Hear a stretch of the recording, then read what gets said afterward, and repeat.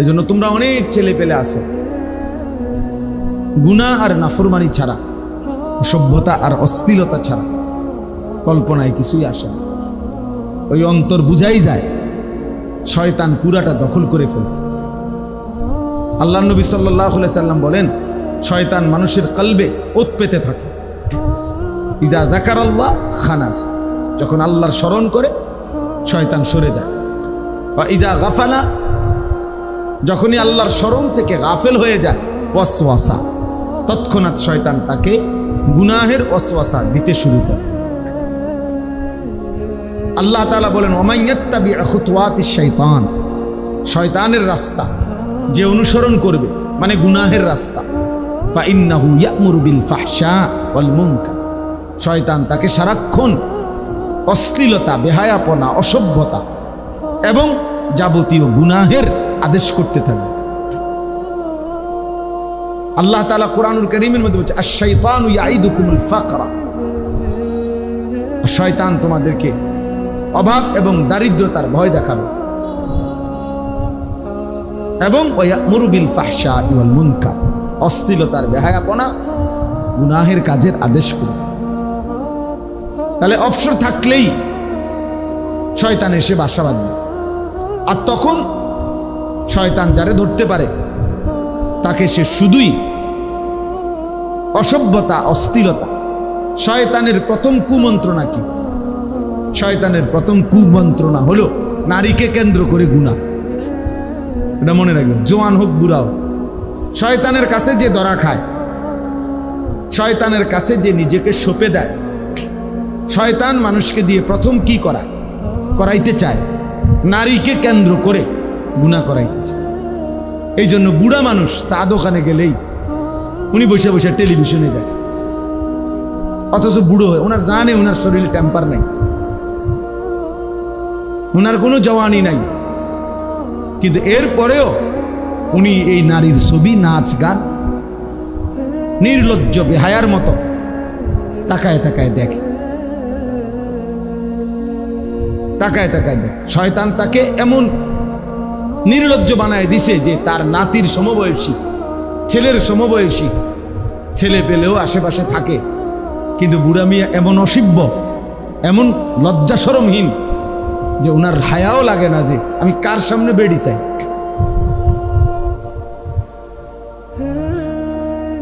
শয়তান তাকে কোথায় নামাইবে? শয়তান তারে উলঙ্গ করে দিছে। সে যখন নিজেকে শয়তানের হাতে তুলে দিছে,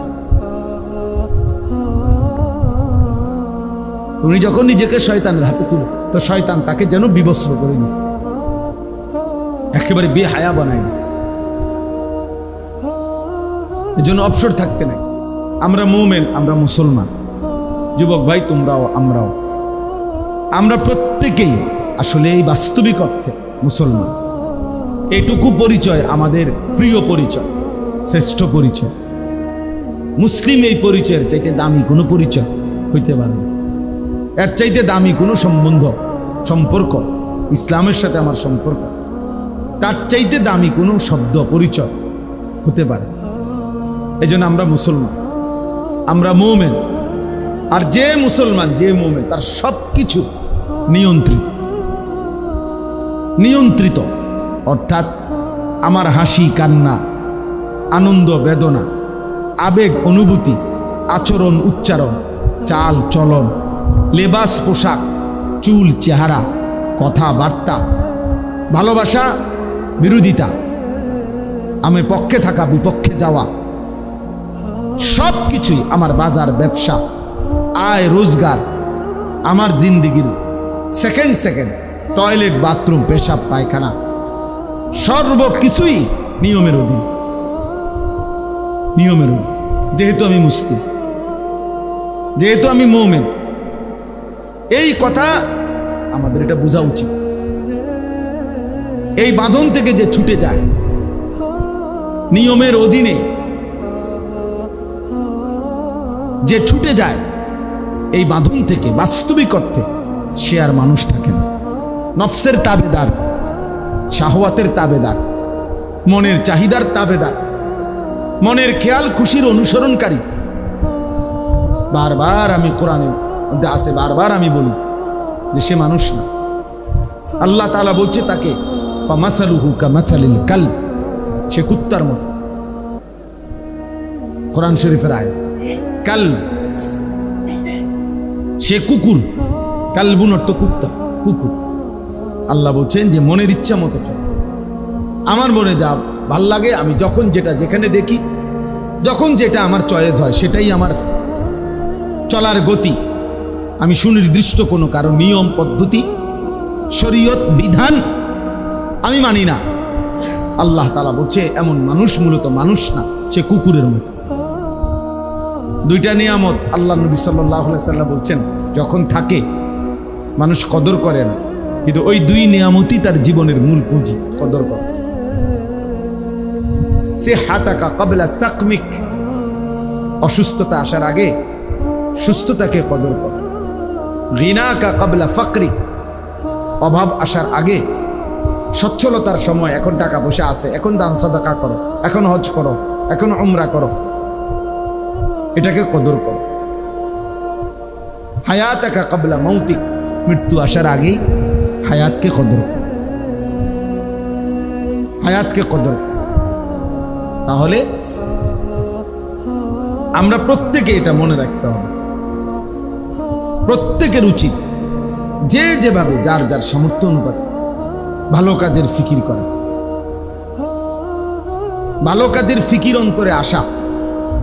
বুজুর্গানে দিন বলেন, ওলামায়ে কেরাম বলেন, এটা আল্লাহ তাআলার পক্ষ থেকে বুশরা, মুমিনের জন্য একটা সুসংবাদ, যে তার অন্তরে নেক কাজের, ভালো কাজের ফিকির আছে। আমি মানুষের কল্যাণে, নিজের কল্যাণে, পরিবারের কল্যাণে, ইসলামের কল্যাণে আর কি করতে পারি? তা আমার মাথায় যদি ভিন্ন ভিন্ন ভিন্ন রূপী সুন্দর সুন্দর চিন্তা ফিকির আসে, এটা উত্তম, এটা বুশরা, এটা আল্লাহর পক্ষ থেকে যেন ওই বান্দার জন্য একটা সুসংবাদ। প্রতিটা ভালো আয়োজন, এখানে একটা সুন্দর কথা লিখছে, প্রতিটা ভালো কাজ একটি দান, একটি সাদাকা, কুল্লু মারুফিন সাদাকা।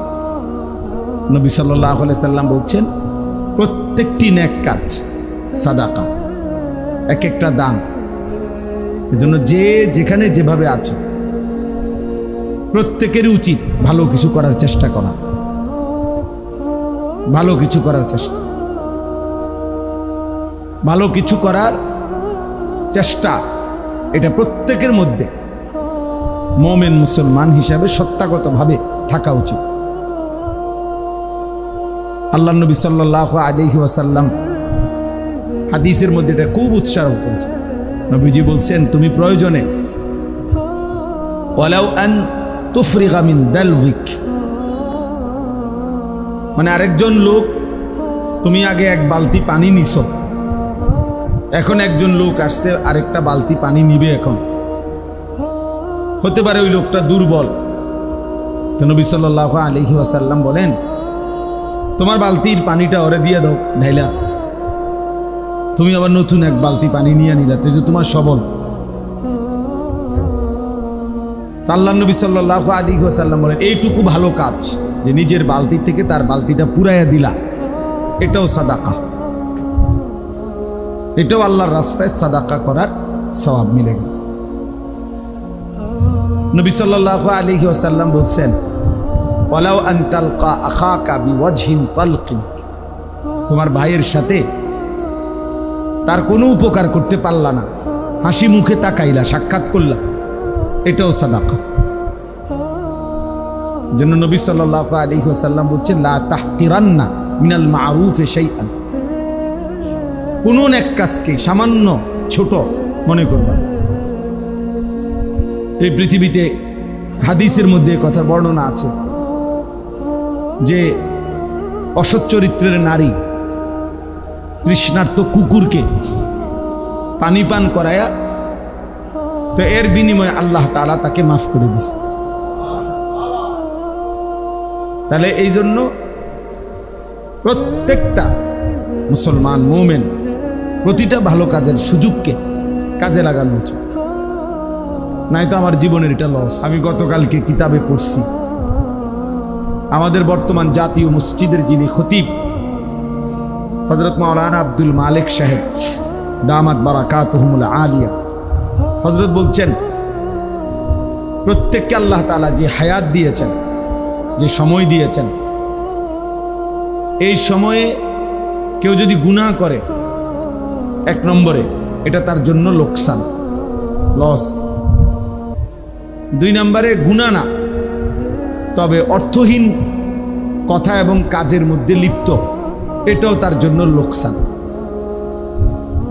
লস। তিন নম্বরে যেটুকু সময়, এটুকু সময়ে আমি আরো বেশি করতে পারতাম, অথচ একটু অবহেলা করে, গাফলত করে আর কম করছি, এটাও লোকসান, এটাও লস। যেমন আমরা এটা মাদ্রাসায় খুব দেখি, বিশেষ করে হেফজখানায়। এই বাচ্চা ইচ্ছা করলে এই 1 ঘন্টায় পুরো 1 পৃষ্ঠা সবক মুখস্থ করতে পারত, তে পড়ছে আধা পৃষ্ঠা ইচ্ছা করে, অথচ তার দ্বারা আরো সম্ভব। এই কর্মচারী ইচ্ছা করলে এই 1 ঘন্টায় আরো বেশি কাজ করতে পারত, করছে আরো কম। তাহলে এটাও আমার জীবনের লস। তাহলে মুমিন মানেই হলো জিন্দেগির প্রতি সময়, প্রতি মুহূর্ত থেকে আখিরাতের পুঁজি সংগ্রহ করা।